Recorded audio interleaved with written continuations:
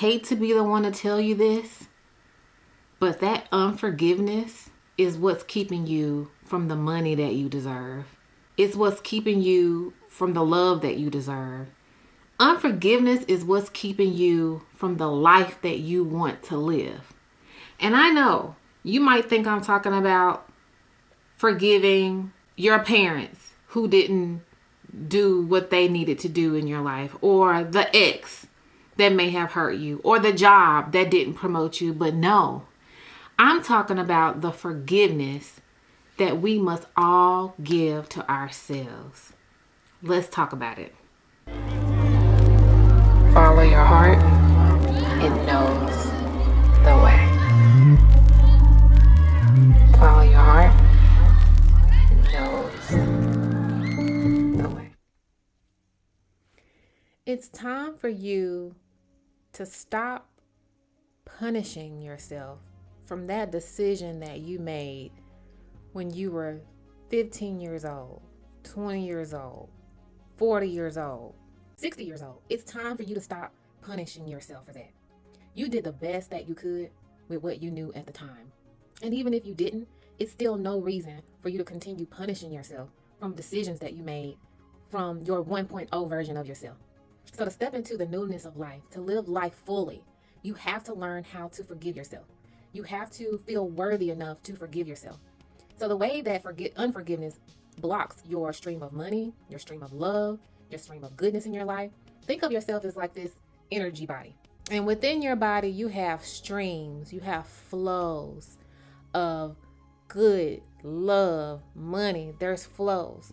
And unforgiveness acts as a block to that flow. The energy that unforgiveness has is heavy, is weighty, and it can basically interrupt your natural state.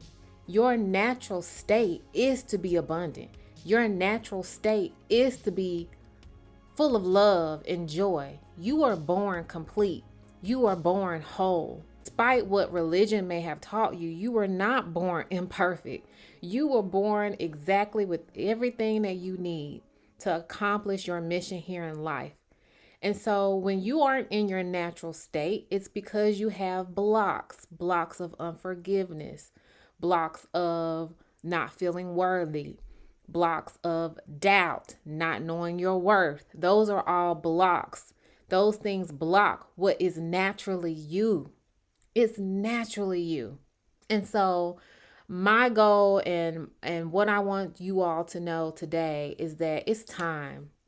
It's time for you to stop replaying the life that you have been living. And it's time for you to actually live out the goodness and the grace and the love and the happiness and the joy that I know you deserve. But do you know that you would deserve it? And so the first way that you step into this energy of forgiveness is, one, you have to make a decision. Are you sick and tired of being sick and tired? Are you really? Are you really tired of saying 2024 is going to be my year? 2025 is going to be my year. Stop delaying your goodness. Stop putting your goodness off to another year or another month or when you get this together or when you do this. No. The time is now. The only time you have is the time you have now. And definitely, how are you walking around choosing to forgive other people, but you can't give yourself that same grace and that same love? What is that about? Why are you doing that? So I want to share with you a meditation that I found and I love that I found over 10 years ago. It's in this book called The Law of Forgiveness. This was my first introduction to the law of attraction. I learned law of attraction through the law of forgiveness. And so here's an affirmation for you to use in order to forgive yourself. All right. So repeat after me. I forgive myself completely and freely. I release myself and I let it go. So far as I'm concerned, the incident that happened is finished forever. I wish the best for me. I wish for myself the highest good. I hold myself in the light. I am free and all again is well with me. Peace be with me. Take a deep breath in and repeat that as often or as many times as you need. As I said in the first part of this video, forgiving myself has been one of the hardest things for me to master because it's not a one-time deal. It's a continuous deal. Because of how we are wired, our brain remembers and holds on to traumatic experiences, fortunately. So if there is something that you really feel bad about, your brain is just wired to remember that. But the good news is you can rewire your brain to remember the good pattern, to override the bad with your new story. And so that's why it's important on how you talk to yourself. What do you say to yourself? What stories are you replaying in your head? And the last thing I will say is tell a new story. Stop telling your friends, your family, even yourself about how Bobby hurt you 15 years ago. I never forget this sermon I heard about from TD Jakes. He said, you're drowning in a 20-year-old cup of water. Let it go. How is telling this story serving you? How is it serving you? How is repeating that trauma, that story over and over again helping you? It's not. And it's time for you to forgive yourself and move on. And it starts with forgiveness.